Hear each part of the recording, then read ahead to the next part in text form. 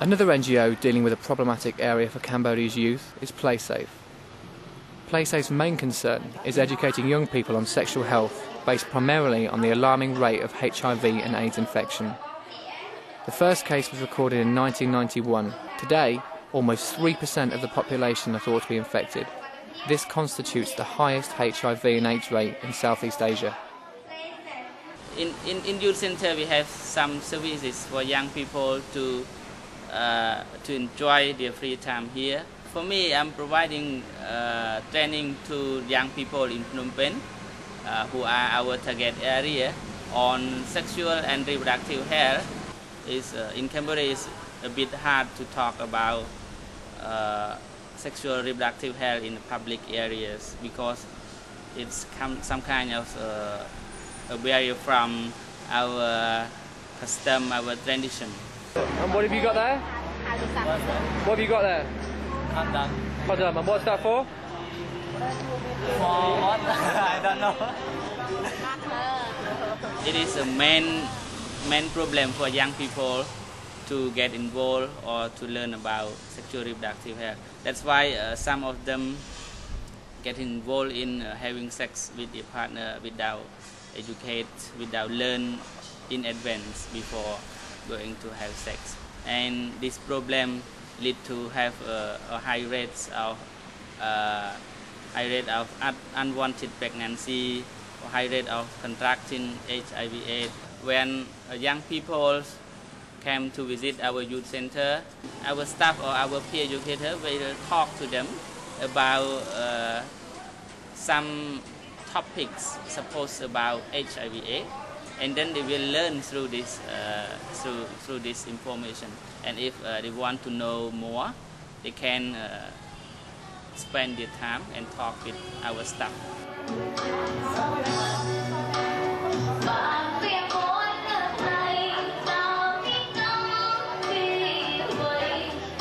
PlaySafe, through a range of activities, connects with the teenagers on their level.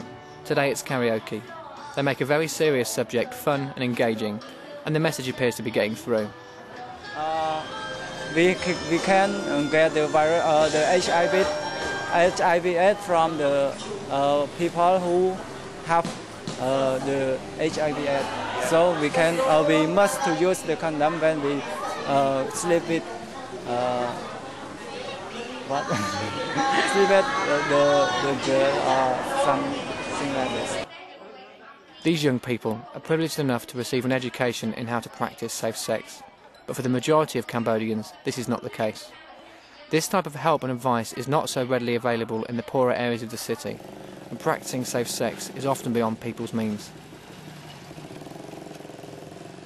I understand that a lot of organizations introduce to Cambodian people how to protect themselves from all the AIDS and all kind of disease. So they know how to protect themselves.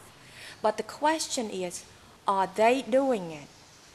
Because everything, like I said, it costs money. Some people cannot afford it.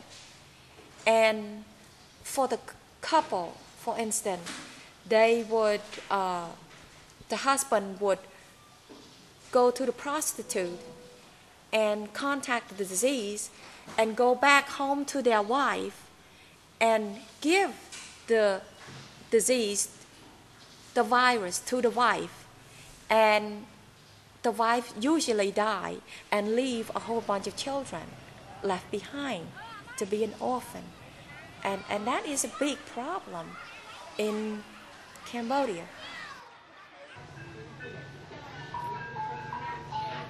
Here is called Jenin Children Association.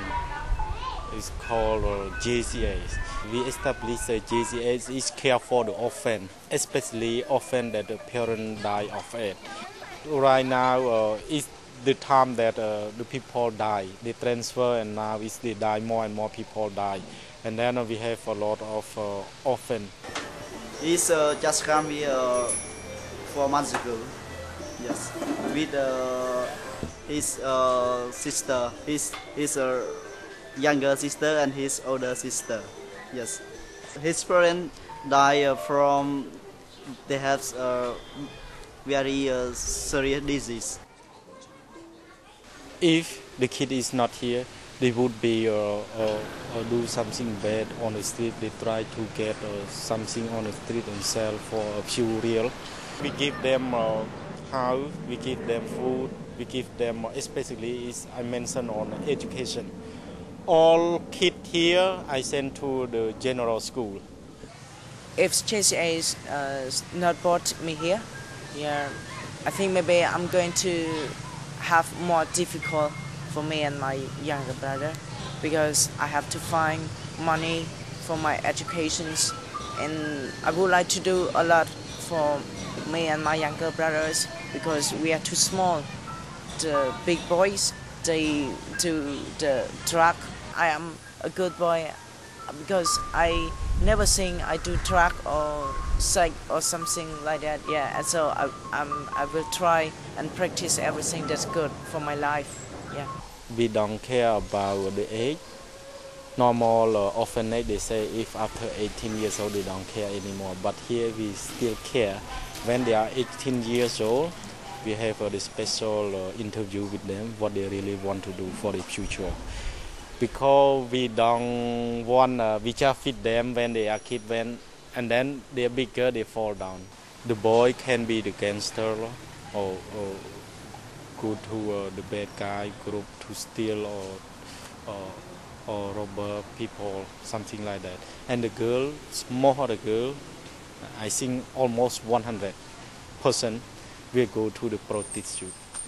Will go to the taxi girl. We don't like that. The first guy, when he grow up, he want to be a doctor. Yes, right. And and this guy, when he grow up, he want to be a teacher. Right.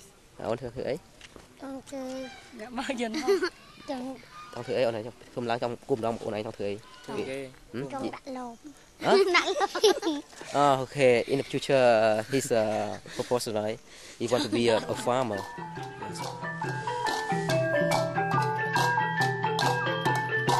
JCA take on the role of parents for children who have no one else to look after them.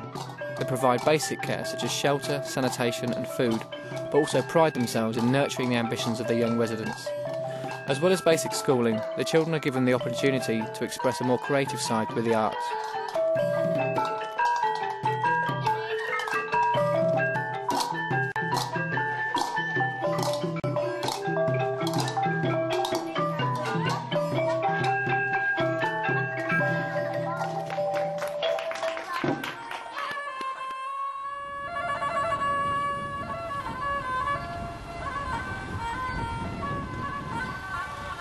In Cambodia, there are thousands of families living in desperation.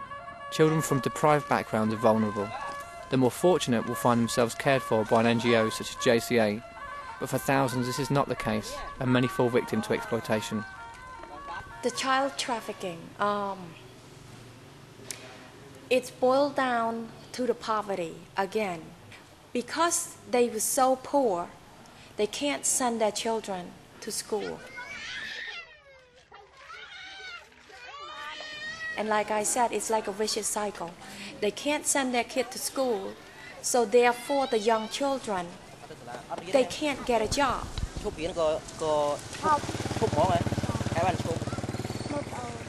Okay, she doesn't go to school. Yeah, because they know somebody to look after her daughter. Because her family is very poor, right? So he cannot go to school. The girl is not educated. They poor and they desperate, so they willing to do anything for a few dollars, and that's including selling her soul.